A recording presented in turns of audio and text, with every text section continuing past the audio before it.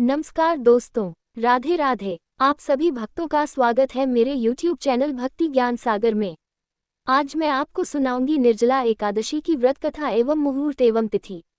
हिंदू धर्म में सभी एकादशियों में निर्जला एकादशी को सबसे श्रेष्ठ माना जाता है। ज्येष्ठ मास के शुक्ल पक्ष में पड़ने वाली यह एकादशी भगवान विष्णु को समर्पित होती है। इसे साल की सबसे बड़ी एकादशी भी कहा जाता है। मान्यता है कि इस दिन जो श्रद्धालु अन्न जल ग्रहण किए बिना व्रत रखते हैं, श्री हरि उनके सारे दुख हर लेते हैं। ऐसा भी माना जाता है कि निर्जला एकादशी का व्रत रखने से साल की सभी 24 एकादशियों के समान पुण्य प्राप्त होता है। धार्मिक मान्यताओं के अनुसार यदि कोई व्यक्ति पूरे साल की 24 एकादशियों का व्रत नहीं कर पाता है, तो वह केवल निर्जला एकादशी का व्रत रखकर सभी एकादशियों के समान पुण्य फल प्राप्त कर सकता है। इस दिन भगवान विष्णु की पूजा और जल, वस्त्र व छाते का दान करने का विशेष महत्व है। ज्येष्ठ मास के शुक्ल पक्ष की एकादशी तिथि को निर्जला एकादशी का व्रत रखा जा रहा है। इस दिन व्रत रखने से मन, वाणी और शरीर की शुद्धि हो सकती है। आइए जानते हैं निर्जला एकादशी की सही तारीख, शुभ मुहूर्त से लेकर पारण का समय।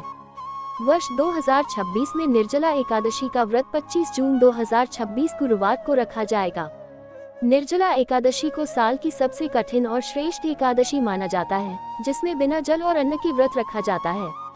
व्रत और पूजा का विवरण। एकादशी तिथि प्रारंभ 24 जून 2026 को शाम 6:12 बजे। एकादशी तिथि समाप्त 25 जून 2026 को रात 8:09 बजे। उदया तिथि। उदया तिथि के अनुसार निर्जला एकादशी का मुख्य व्रत 25 जून को ही मान्य होगा।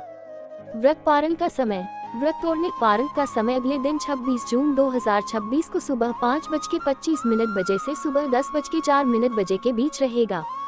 निर्जला एकादशी व्रत की कथा इस प्रकार है। भीमसेन व्यास जी से कहने लगे कि हे पितामह, भ्राता युधिष्ठिर, माता कुंती, द्रौपदी, अर्जुन, नकुल और सहदेव आदि सब एकादशी का व्रत करने को कहते हैं, परंतु महाराज मैं उनसे कहता हूँ कि भाई मैं भगवान की शक्ति पूजा आदि तो कर सकता हूँ, दान भी दे सकता हूँ, परंतु भोजन के बिना नहीं रह सकता।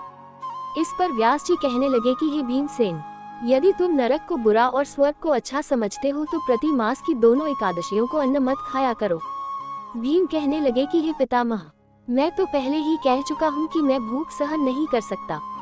यदि वर्ष भर में कोई एक ही व्रत हो तो वह मैं रख सकता हूँ, क्योंकि मेरे पेट में वृक नाम वाली अग्नि है, सो मैं भोजन किए बिना नहीं रह सकता। भोजन करने से वह शांत रहती है, इसलिए पूरा उपवास तो क्या एक समय भी बिना भोजन किए रहना कठिन है। अतः आप मुझे कोई ऐसा व्रत बताए जो वर्ष में केवल एक बार ही करना पड़े और मुझे स्वर्ग की प्राप्ति हो जाए। श्री व्यास जी कहने लगे कि हे पुत्र, बड़े बड़े ऋषियों ने बहुत शास्त्र आदि बनाए हैं जिनसे बिना धन के थोड़े परिश्रम से ही स्वर्ग की प्राप्ति हो सकती है। इसी प्रकार शास्त्रों में दोनों पक्षों की एकादशी का व्रत मुक्ति के लिए रखा जाता है। व्यास जी के वचन सुनकर भीमसेन नरक में जाने के नाम से भयभीत हो गए और कांपकर कहने लगे कि अब क्या करूं? मास में 2 व्रत तो मैं कर नहीं सकता, हाँ वर्ष में एक व्रत करने का प्रयत्न अवश्य कर सकता हूँ। अतः वर्ष में एक दिन व्रत करने से यदि मेरी मुक्ति हो जाए तो ऐसा कोई व्रत बताए। ये सुनकर व्यास जी कहने लगे कि वृषभ और मिथुन की संक्रांति के बीच ज्येष्ठ मास के शुक्ल पक्ष की जो एकादशी आती है, उसका नाम निर्जला है। तुम उस एकादशी का व्रत करो। इस एकादशी के व्रत में स्नान और आचमन के सिवा जल वर्जित है। आचमन में 6 मासे से अधिक जल नहीं होना चाहिए, अन्यथा वह मद्यपान के सदृश हो जाता है। इस दिन भोजन नहीं करना चाहिए, क्योंकि भोजन करने से व्रत नष्ट हो जाता है। यदि एकादशी को सूर्योदय से लेकर द्वादशी के सूर्योदय तक जल ग्रहण न करे तो उसे सारी एकादशियों के व्रत का फल प्राप्त होता है। द्वादशी को सूर्योदय से पहले उठकर स्नान आदि करके ब्राह्मणों का दान आदि देना चाहिए। इसके पश्चात भूखे और सत्पात्र ब्राह्मण को भोजन कराकर फिर आप भोजन कर लेना चाहिए। इसका फल पूरे एक वर्ष की संपूर्ण एकादशियों के बराबर होता है। व्यास जी कहने लगे कि हे भीमसेन, यह मुझको स्वयं भगवान ने बताया है। इस एकादशी का पुण्य समस्त तीर्थों और दानों से अधिक है। केवल एक दिन मनुष्य निर्जल रहने से पापों से मुक्त हो जाता है। जो मनुष्य निर्जला एकादशी का व्रत करते हैं उनकी मृत्यु के समय यमदूत आकर नहीं घेरते, वरन भगवान के पार्षद उसे पुष्पक विमान में बिठाकर स्वर्ग को ले जाते हैं। अतः संसार में सबसे श्रेष्ठ निर्जला एकादशी का व्रत है, इसलिए यत्न के साथ इस व्रत को करना चाहिए। उस दिन ओम नमो भगवते वासुदेवाय मंत्र का उच्चारण करना चाहिए और गोदान करना चाहिए। इस प्रकार व्यास जी की आज्ञानुसार भीमसेन ने इस व्रत को किया। इसलिए इस एकादशी को भीमसेनी या पांडव एकादशी भी कहते हैं। निर्जला व्रत करने से पूर्व भगवान से प्रार्थना करें कि हे भगवान, आज मैं निर्जला व्रत करता हूँ, दूसरे दिन भोजन करूँगा। मैं इस व्रत को श्रद्धा पूर्वक करूँगा, अतः आपकी कृपा से मेरे सब पाप नष्ट हो जाएं। इस दिन जल से भरा हुआ एक घड़ा वस्त्र से ढककर स्वर्ण सहित दान करना चाहिए। जो मनुष्य इस व्रत को करते हैं उनको करोड़ पल सोने के दान का फल मिलता है, और जो इस दिन यज्ञादि करते हैं उनका फल तो वर्णन ही नहीं किया जा सकता।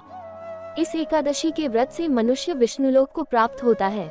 जो मनुष्य इस दिन अन्न खाते हैं वे चांडाल के समान हैं, वे अंत में नरक में जाते हैं। जिसने निर्जला एकादशी का व्रत किया है वह चाहे ब्रह्म हत्यारा हो, मद्यपान करता हो, चोरी की हो या गुरु के साथ द्वेष किया हो, मगर इस व्रत के प्रभाव से स्वर्ग जाता है। हे कुंती पुत्र, जो पुरुष या स्त्री श्रद्धापूर्वक इस व्रत को करते हैं उन्हें अग्रलिखित कर्म करने चाहिए। प्रथम भगवान का पूजन, फिर गौदान, ब्राह्मणों को मिष्ठान व दक्षिणा देनी चाहिए तथा जल से भरे कलश का दान अवश्य करना चाहिए।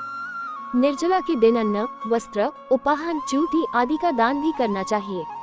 जो मनुष्य भक्ति पूर्वक इस कथा को पढ़ते या सुनते हैं उन्हें निश्चय ही स्वर्ग की प्राप्ति होती है। बोलो श्रीमन नारायण। अगर आपको वीडियो अच्छा लगा हो तो प्लीज वीडियो को लाइक करें, चैनल को सब्सक्राइब करें, शेयर करें। राधे राधे।